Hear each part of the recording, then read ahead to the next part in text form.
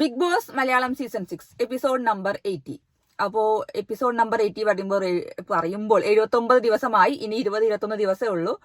അപ്പോ ഇന്നിപ്പോ ഇന്ന് ചൊവ്വാഴ്ചയാണല്ലോ. അപ്പൊ തിങ്കളാഴ്ച ഇന്നലെ ടിക്കറ്റ് ടു ഫിനാലെ ടാസ്കുകളൊക്കെ തുടങ്ങിയിട്ടുണ്ട്. അപ്പൊ ആദ്യത്തെ ടാസ്ക് നമ്മൾ കണ്ടു. അതിന് മുന്നേ നമ്മൾ ഇന്നലെ രാത്രിത്തെ BB പ്ലസിലെ കുറച്ച് കാര്യങ്ങൾ കേൾക്കാം. BB പ്ലസിൽ ഉണ്ടായിരുന്നു, എന്താ പറയാ, അത് എപ്പിസോഡിൽ കാണിച്ചില്ല. BB പ്ലസിലാണ് ഉണ്ടായിരുന്നത്. നമ്മുടെ നോമിനേഷനിൽ വന്നവര് അവനവന്റെ ന്യായീകരണങ്ങൾ പറയാ, അല്ലെങ്കിൽ എന്തുകൊണ്ട് നോമിനേഷനിൽ വന്നു, എന്ത് കാരണം കൊണ്ടാണ്, അല്ലെങ്കിൽ അതിനെ കുറിച്ച് എന്തൊക്കെയോ വാദപ്രതിവാദങ്ങൾ നടത്തുക എന്നുള്ളത്. അപ്പൊ എല്ലാവരും നല്ല രീതിയിൽ തന്നെ സംസാരിച്ചിട്ടുണ്ട്. അപ്പോ സായി പിന്നെ നമ്മളെ മെൻഷനായ കാര്യമൊക്കെ പറഞ്ഞു നോമിനേഷനിൽ വന്നിട്ടുള്ള. അതിൽ ജാസ്മിൻ കുറച്ച് കാര്യങ്ങളൊക്കെ ചോദിച്ചിട്ടുണ്ട്. എന്താ മെൻഷനാവാൻ വന്നിട്ടാണെങ്കിൽ അതായിട്ടുണ്ടെങ്കിൽ പിന്നെ പോയിക്കൂടെന്ന്. പക്ഷെ സായി അതിന് നല്ല കറക്റ്റ് ഉത്തരം പറഞ്ഞിട്ടുണ്ട്. അതായത് ഞാനിപ്പോ ഇവിടെ നിൽക്കുന്നത് ഇപ്പോഴും അതുകൊണ്ടാണ്, നല്ല രീതിയിലായതുകൊണ്ടാണ് എന്ന രീതിയിൽ സായി നല്ല സൂപ്പറായിട്ട് സംസാരിച്ചിട്ടുണ്ടായിരുന്നു. അത് കഴിഞ്ഞിട്ട് പിന്നെ അഭിഷേകിനെ കുറിച്ചിട്ട് അഭിഷേകിനൊക്കെ ജാസ്മിൻ നല്ലോണം ചോദിക്കുന്നുണ്ട്. എനിക്ക് തോന്നുന്നത് ജാസ്മിനും അഭിഷേകും നല്ല കട്ട ശത്രുക്കളാണ് ഉള്ളില്. പുറത്ത് നല്ല ചങ്കുകളാണെന്നൊക്കെ കാണിക്കാറുണ്ടെങ്കിലും ജാസ്മിന് അഭിഷേകിന് വലിയ ഇഷ്ടമല്ല. ഇന്നത്തെ ടാസ്കിന്റെ സംഭവത്തിന് ശേഷം ഞാൻ പറഞ്ഞുതരാം. അപ്പോൾ ജാസ്മിൻ അഭിഷേകിനോട് കാര്യമായിട്ട് ചോദ്യങ്ങൾ ചോദിക്കുന്നു. പക്ഷെ എന്താ അഭിഷേകിന് എന്താ പ്രശ്നം വെച്ചാൽ കറക്റ്റ് ആയിട്ട് ഉത്തരം പറയാൻ കുറച്ച് ബുദ്ധിമുട്ടുണ്ട്. എന്താ എനിക്കറിയില്ല, എന്തൊക്കെയോ എന്നുള്ളത് പറയുന്ന പോലെയാണ് എനിക്ക് തോന്നുന്നത്. ജാസ്മിൻ പിന്നെ ഇങ്ങനെ ക്ലിയർ ആയിട്ട് ഓരോ ചോദിക്കും. പക്ഷെ ക്ലിയർ ആയിട്ട് ചോദിച്ചാലും ജാസ്മിന്റെ ആ സ്ഥാനം വന്നപ്പോൾ സിജോ ചോദിച്ച കുറച്ച് കാര്യങ്ങളുണ്ട്, അതിൽ ജാസ്മിൻ പെട്ടിട്ടുണ്ട്. അത് നല്ല രസമായിട്ട് ഇന്നലെ ഏഷ്യാനെറ്റിന്റെ ഒരു ഇതിൽ കാണിച്ചിട്ടുണ്ടായിരുന്നു. അത് ഞാൻ എപ്പിസോഡിൽ BB പ്ലസിൽ ഉണ്ടായിരുന്നില്ല. സിജോയും ജാസ്മിനും കൂടിയുള്ള വാക്ക് തർക്കം, അതായത് മറ്റേ ഫോട്ടോ, നിന്റെ ഉപ്പ വന്നു കഴിഞ്ഞാൽ, ഉപ്പയും ഉമ്മയൊക്കെ വന്നു കഴിഞ്ഞാൽ ആ ഫോട്ടോയും മറ്റേ മാലയൊക്കെ എടുത്ത് കൊണ്ടുപോയില്ലേ എന്നൊക്കെ ചോദിക്കുന്ന ആ ഒരു സംഭവം, ആ ഒരു ഗബ്രി ഇഷ്യൂസ് ആണ് ചോദിക്കുന്നത്. നീ വീട്ടുകാർക്ക് ഇങ്ങനെ സമാധാനമൊക്കെ ഉണ്ടാക്കി കൊടുത്തില്ലേ എന്നൊക്കെ രീതിയിൽ കുറെ സംസാരിച്ചു. പിന്നെ കുറ്റബോധം ഇല്ലേ എന്നൊക്കെ ചോദിച്ചപ്പോൾ എനിക്ക് കുറ്റബോധം ഒന്നും ഇല്ല എന്ന രീതിയിലാണ് ജാസ്മിൻ സംസാരിക്കുന്നത്.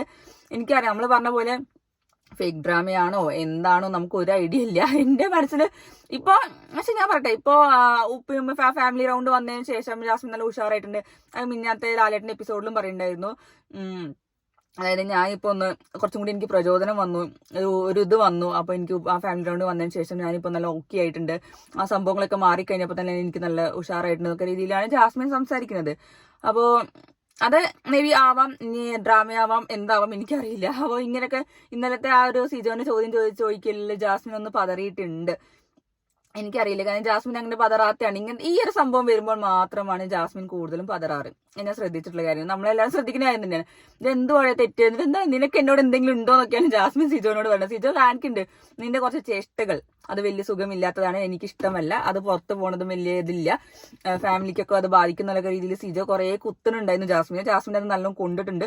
ജാസ്മിൻ ഈ കാര്യങ്ങൾ പറഞ്ഞാലും ജാസ്മിൻ അത് കൊള്ളാറില്ല. ജാസ്മിൻ നല്ല പ്രതികരിക്കാൻ നോക്കാറുണ്ടെങ്കിലും അത് അത്ര വലിയ സക്സസ് ആവാറില്ല. വേറെ എന്ത് ടാസ്കിനെ കുറിച്ചിട്ടാണെങ്കിൽ, വേറെ എന്തെങ്കിലും സംവാദങ്ങളോ അവിടെ ഉണ്ടായ ചെറിയ ചെറിയ പ്രശ്നങ്ങളെ കുറിച്ച് സംസാരിക്കുമ്പോൾ ജാസ്മിൻ നാവുണ്ടാവാറുണ്ട്. പക്ഷെ ഇതിനെ കുറിച്ച് പറയുമ്പോൾ ജാസ്മിൻ ആദ്യം തന്നെ അവനവന്റെ ന്യായീകരണം പറയുമ്പോൾ തന്നെ പറഞ്ഞു, ഞാൻ ഇങ്ങനെ കോംബോ പിടിക്കാനൊന്നും ഞാൻ വന്നതല്ല, ഞാൻ ഇൻഡിവിജ്വൽ ടാസ്ക് കളിക്കാൻ വേണ്ടി വന്നതാണ് തന്നെ ജാസ്മിൻ പറഞ്ഞു. പക്ഷെ ഇതിന് ചോദ്യങ്ങളൊക്കെ ചോദിച്ചപ്പോൾ പിന്നെ ഫുള്ള് അതാണ് ഉണ്ടായിരുന്നത്. അപ്പോൾ ജാസ്മിൻ തന്നെ ഇത് പറയുന്നുണ്ട്, എന്നോട് ചോദിക്കാനുള്ളത് ഈ ഒരു സംഭവം മാത്രമുള്ളൂ, അതായത് വേറെ ഒന്നും ചോദിക്കാനില്ലെന്നു. അല്ല, കൂടുതൽ പേർക്ക് ഇതേ ചോദിക്കാനുള്ളൂ, അതാണ് സംഭവം ശരിക്കും. അപ്പോൾ സിജോ നല്ല കറക്റ്റായിട്ട് പ്ലേസ് ചെയ്തു. പക്ഷെ ഇത് തിരിയിട്ട് കൊടുത്തത് സായിയാണ്, അത് വേറെ കാര്യം. സായി ജസ്റ്റ് ഒന്ന് ഇട്ട് കൊടുത്തു, സിജോ അത് തൂങ്ങി പിടിച്ചു, അഭിഷേകും എല്ലാവരും കൂടി സംസാരിച്ചു. പിന്നെ അപ്പോൾ അത് നല്ല രസമായിരുന്നു. അത് ആ ഒരു സംഭാഷണം കുറെ നേരം ജാസ്മിൻ കുറെ ഉള്ളിക്ക് രക്ഷപ്പെടാനൊക്കെ സിജോ പിന്നാലെ, മോളെ നീ ഇവിടെ നിൽക്ക്, മോളെ നീ ഇവിടെ നിൽക്ക്, മോനെ നീ ഇവിടെ നിൽക്കാൻ സിജോ കുറെ ജാസ്മിനെ പിടിക്കാനൊക്കെ നോക്കിയിട്ടുണ്ടായിരുന്നു. പക്ഷെ അതങ്ങനെ സംസാരിച്ച് അങ്ങനെ പോവുകയും ചെയ്തു. പിന്നെ നന്ദന പിന്നെ അങ്ങോട്ടും ഇങ്ങോട്ടും എന്തൊക്കെയോ വർത്താനം പറഞ്ഞോണ്ടിരിക്കും. ഇങ്ങനെ കുറെ ചേർച്ചുകൊണ്ടേ ഇരിക്കുകയാണ്. ശരിക്കും പറഞ്ഞാൽ ഇങ്ങനെ വർത്താനം പറഞ്ഞുകൊണ്ടേ ഇരിക്കുകയാണ്. ഞാൻ ഇങ്ങനെയാണ്, ഞാൻ തൃശ്ശൂരാണ്, മറ്റേതാണ് ഇങ്ങനെ പറയുന്നത്. ഒരു അങ്ങനത്തെ ഒരു സംഭവം നടത്താറുള്ളത്. ഒരു പോയിന്റ്സ് ഇല്ലാത്ത രീതിയിലാണ് സംസാരിക്കുക, എനിക്ക് ഫീൽ ചെയ്തത്. അതായത് നന്ദന പറഞ്ഞതിനൊന്നും അത്ര പോയിന്റ്സ് ഒന്നും ഉണ്ടാവാറില്ല. ഞാൻ ഇങ്ങനെയാണ്, ഞാൻ ചെറിയ കുട്ടിയാണ് പറഞ്ഞിട്ടൊക്കെയാണ് നിങ്ങൾ എന്നെ പക്വത ഇല്ലാത്തവളാണെന്നൊക്കെ പറഞ്ഞിട്ടാണ് എന്നെ നോമിനേറ്റ് ചെയ്തതെന്നൊക്കെ രീതിയിൽ പറയുന്നുണ്ട്. അപ്പോൾ അവരതിനനുസരിച്ച് ചോദ്യങ്ങൾ ചോദിക്കുന്നുണ്ട്. നന്ദന എന്തിനാ ഇങ്ങനെ പറയണത്, ഞാൻ അങ്ങനെയല്ല, ഞാൻ ഇങ്ങനെയാണെന്നൊക്കെ ചോദിക്കുമ്പോൾ അവർ ചോദിക്കുന്നത് എന്താണ് എങ്ങനെയാണ് എന്ന രീതിയിലൊക്കെ ചോദിക്കുന്നുണ്ട്. അത് കഴിഞ്ഞ് പിന്നെ നമ്മുടെ ശ്രീധുവിനോട് ചോദിക്കുന്നുണ്ടായിരുന്നു. ശ്രീധു പറയണ്ടായിരുന്നു, എനിക്ക് ആ കോംബോ നാടകം എന്ന് പറഞ്ഞതാണ് ഒട്ടും ഇഷ്ടമാവാതിരുന്നത്. കോംബോ എന്നൊക്കെ പറഞ്ഞ രസമുണ്ട്, പക്ഷെ കോംബോ നാടകം എന്ന് പറഞ്ഞത് എനിക്ക് ഒട്ടും ഇഷ്ടപ്പെട്ടില്ല. അപ്പം നമ്മൾ ശരിക്കും കണ്ടു ഇന്നലെ മറ്റേ നന്ദനയാണ് ശ്രീധുവിനെ കുറിച്ച് അത് കൺഫെഷൻ റൂമിൽ പറഞ്ഞത് കോംബോ നാടകമാണ്. അത് ശ്രീധുവിന് നല്ലോണം കൊണ്ടിട്ടുണ്ട്. ശ്രീതു വരുന്നുണ്ട്. ഞാനും അർജുനും രശ്മിനൊക്കെ ഉള്ള സമയത്ത് സംസാരിച്ചപ്പോൾ അതൊരു കോംബോ ആയിരുന്നു.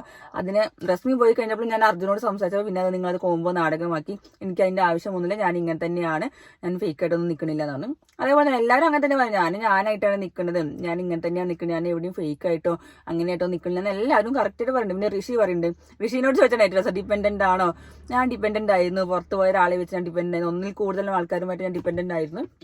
ഇപ്പൊ ആരുമില്ല, ഇപ്പൊ ആരുമില്ലാത്തതുകൊണ്ട് ഞാൻ ഒറ്റയ്ക്ക് തന്നെയാണ് കളിക്കുന്നതാണ് ഋഷി പറഞ്ഞത്. പക്ഷെ ഋഷിന്റെ സംഭവം ഞാൻ കണ്ടു, ഇന്നലെയാണ് തോന്നുന്നത് അൻസിബേന്റെ ഫോട്ടോ നോക്കി ഇങ്ങനെ ഇരിക്കുന്നത്. പിന്നെ അതേപോലെ ഇന്ന് വാഷ്റൂമിന്റെ അവിടെ നിന്ന് ബാത്റൂമിന്റെ ഏരിയയിൽ പോയിട്ട് ഋഷി ക്യാമറയോട് നോക്കിയിട്ട് എന്തൊക്കെയോ സംസാരിക്കുന്നുണ്ടെന്ന് പറഞ്ഞിട്ട് അൻസിബേനെ കുറിച്ച് തന്നെ തോന്നുന്നുണ്ട്.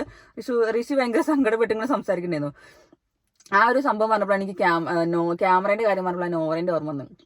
നോറ ഇന്നലെ അതേ പറഞ്ഞിട്ട് നോറ അതേപോലെ ഇന്നലെ മിഞ്ഞാന്നിട്ട് ക്യാമറയിൽ നോക്കിയിട്ട് എന്റെ ഭാഗം ഇങ്ങനെയാട്ടോ, ഞാൻ ഇങ്ങനെയാണ് കേട്ടോ പറഞ്ഞിട്ട് ഫുള്ള് ന്യായീകരണം ക്യാമറയോട്.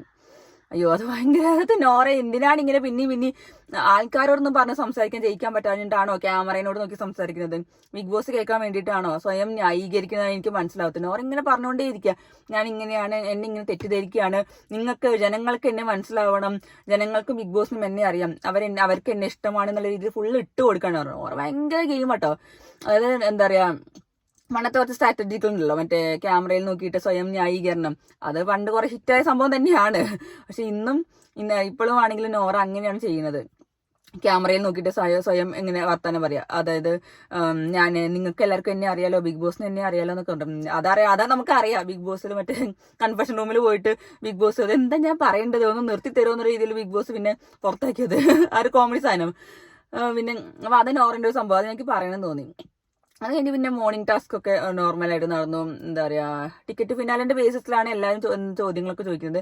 ആരാ ഇതില് നല്ലതായിട്ട് പോകേണ്ടവര് അല്ലാത്തവരെന്നൊക്കെ രീതിയിലുള്ളത്, ഒരു അർഹത ഉള്ളവരെന്നൊക്കെ രീതിയിലൊക്കെ ചോദിക്കുന്നതാണ് എന്ന ടാസ്ക്കാണ്. അത് കഴിഞ്ഞിട്ടാണ് നമ്മുടെ ടിക്കറ്റ് ഫിനാലെ ടാസ്കുകൾ തുടങ്ങിയത്. 2 ടാസ്ക്കാണ് ഉണ്ടായിരുന്നത്.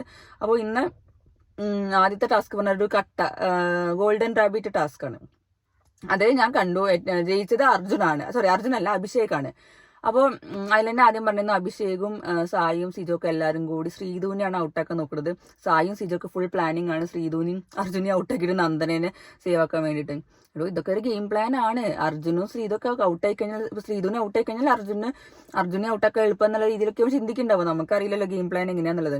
അപ്പോൾ അവർക്ക് അവരൊരു കോംബോ പൊളിക്കണമെന്നുണ്ടാവും, അവരെ പുറത്താക്കണമെന്നുണ്ടാവും. അല്ല, പല കോംബോകളും പൊളിക്കാൻ തന്നെയാണ് പോണത്.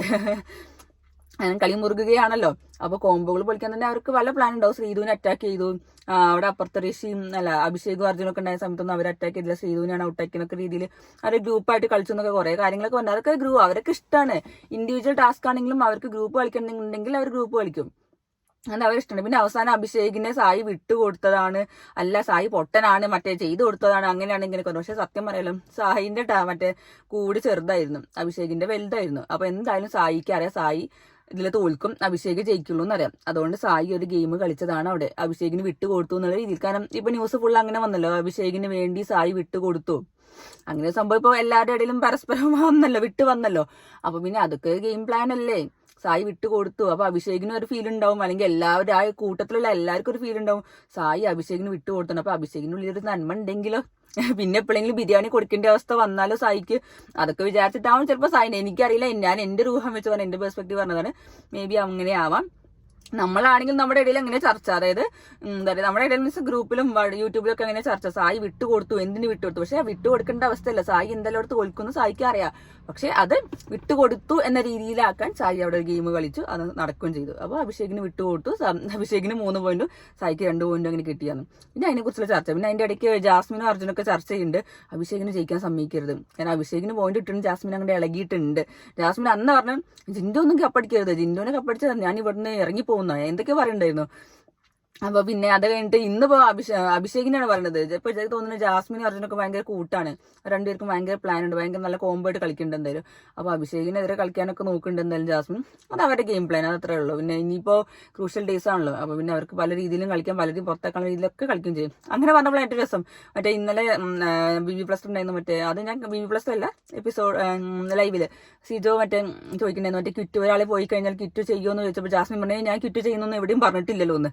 നമ്മൾ കണ്ടതാണ് ജാസ്മിൻ ക്വിറ്റ് ചെയ്യും എന്നൊക്കെ പറഞ്ഞത്. പക്ഷെ അത് എങ്ങനെയാണ് എന്താണ് ഇതിൽ എനിക്ക് അറിയില്ല. പക്ഷെ ക്വിറ്റ് ചെയ്യുമെന്ന് പറഞ്ഞിട്ടുള്ള സംഭവം നമുക്ക് അറിയണമല്ല. നീ ഇല്ലെങ്കിൽ ഞാൻ ഇവിടെ നിൽക്കില്ല, എനിക്ക് എങ്ങനെയാ സർവൈവ് ചെയ്യാൻ പറ്റില്ല എന്നൊക്കെ ജാസ്മിനോട് പറഞ്ഞു. പക്ഷെ ക്വിറ്റ് ചെയ്യുന്നൊക്കെ പറഞ്ഞിരുന്നു. അത് സിജ ചോദിച്ചപ്പോൾ ജാസ്മിൻ ഒന്ന് അടി പതറി എന്തായാലും. അങ്ങനെ പറഞ്ഞിട്ടില്ല എന്നൊക്കെയാണ് പറഞ്ഞത്.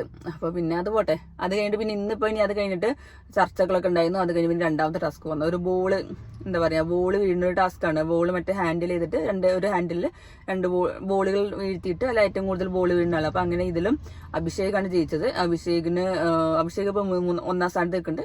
സായിയും അർജുനും 2ാം സ്ഥാനത്ത് 2 പോയിന്റ്.